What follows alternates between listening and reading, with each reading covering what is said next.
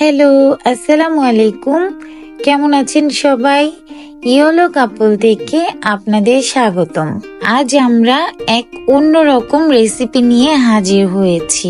এই খাবারটি কম বেশি সকলের কাছে প্রিয়। আবার অনেক মানুষ আছে যারা এই খাবারটির নাম শুনলেই ভয় পায়। আজকের এই রেসিপির জন্য যা যা লাগবে সেগুলো আগে দেখে নিই।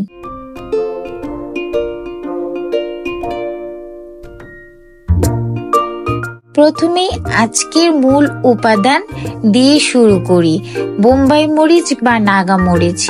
এটা অনেকে বোম্বাই মরিচ নামে চিনে বা অনেকেই নাগা মরিচ নামে চিনে। এটা যে যার পরিমাণ মতো নিয়ে নেবেন। এবং এখানে আমি আধা কেজি পরিমাণ মরিচ নিয়েছি। তারপরে কাঁচা আম। আমি এখানে 2টো কাঁচা আম নিয়েছি। এখানে আপনি চাইলে আমের পরিবর্তে তেঁতুল ব্যবহার করতে পারেন।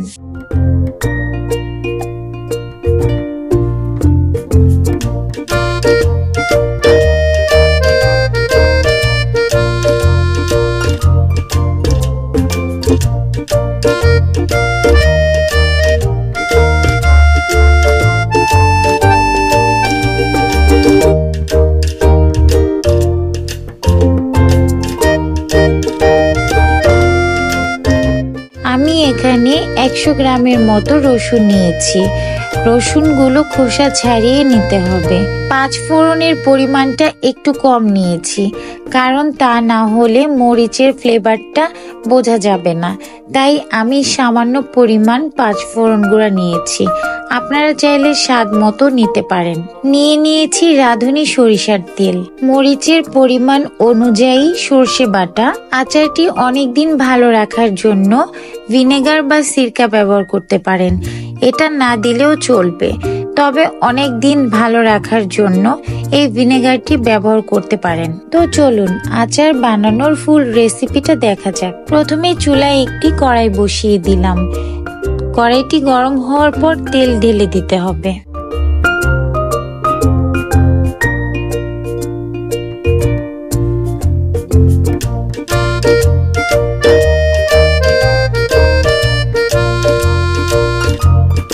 তেল যখন গরম হয়ে আসবে তখন দিয়ে দিতে হবে খোসা ছাড়ানো রসুনগুলো।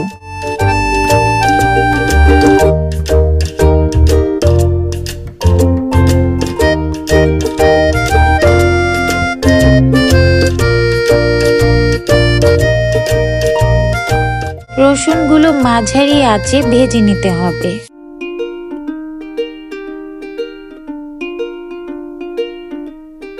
রসুনগুলোকে নেড়ে চেড়ে দিতে হবে এবং যখন রসুনগুলো একটু লাল হয়ে আসবে তখন দিয়ে দিতে হবে সরিষা বাটা।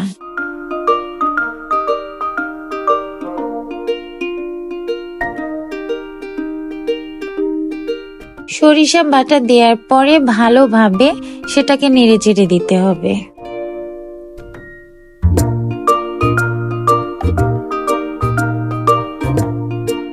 এবার দিয়ে দিচ্ছি 1 চা চামচ রসুন বাটা এবং 1 চা চামচ আদা বাটা।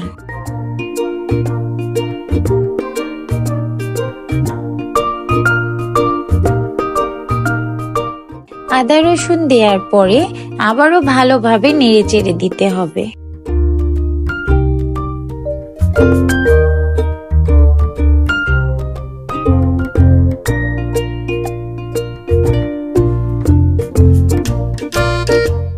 এরপর দিয়ে দিচ্ছি 1 চা চামচ হলুদ গুঁড়া এবং 1 চা চামচ মরিচের গুঁড়া।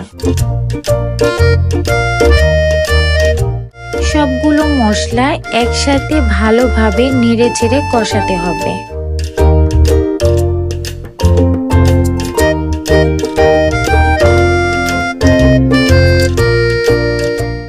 মশলাগুলো কষানো হয়ে গেলে দিয়ে দিতে হবে বোম্বাই মরিচ।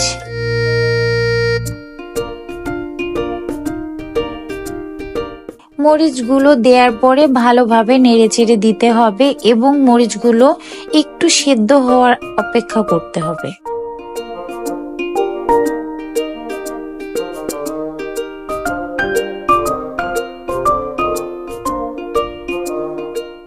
আচারে দেওয়ার জন্য কিছুটা মরিচ আমি আলাদা করে রেখেছিলাম। কিছুটা মরিচ কেটে রাখার কারণ হচ্ছে এই কাটা মরিচের গন্ধটা বেশ ভালো লাগবে এবং কিছুটা ঝালও পাওয়া যাবে এখান থেকে।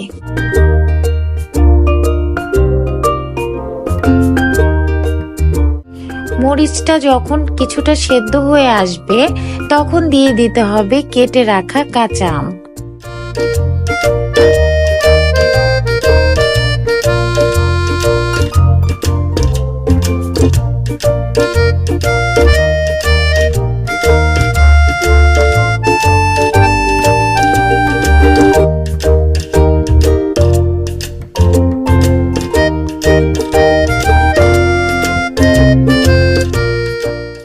এবার নাড়াচাড়া করার পর কিছুক্ষণের জন্য ঢেকে রেখে দিতে হবে।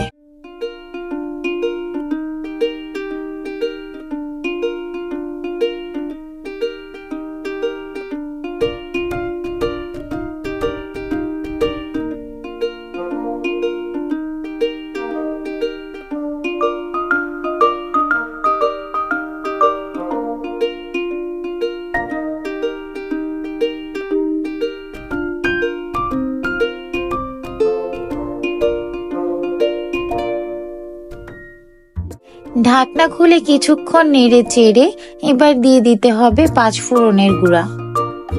5 ফোড়নের গুঁড়ো দেওয়ার পরে কিছুক্ষণের জন্য ভালোভাবে তা মিক্সড করতে হবে।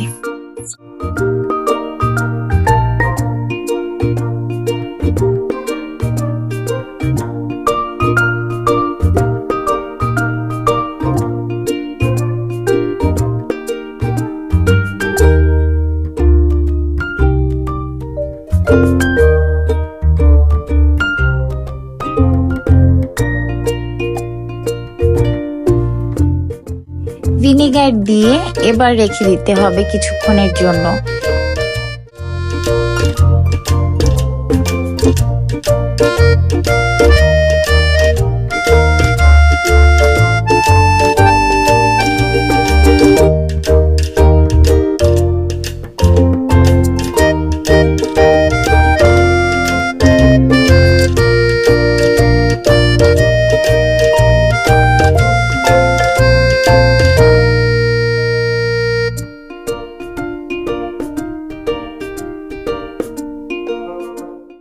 আমাদের আচার সম্পূর্ণ প্রস্তুত।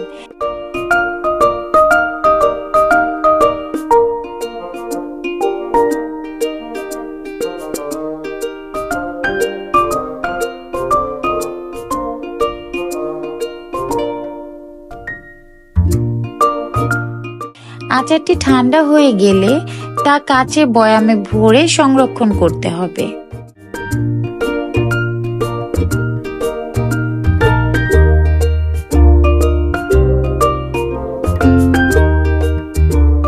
এই ছিল আমাদের আজকে বোম্বাই মরিচ বা নাগা মরিচের আচার। তো আজ এ পর্যন্তই। দেখা হবে নতুন কোনো জায়গায়, নতুন কোনো ভিডিওতে। আল্লাহ হাফেজ।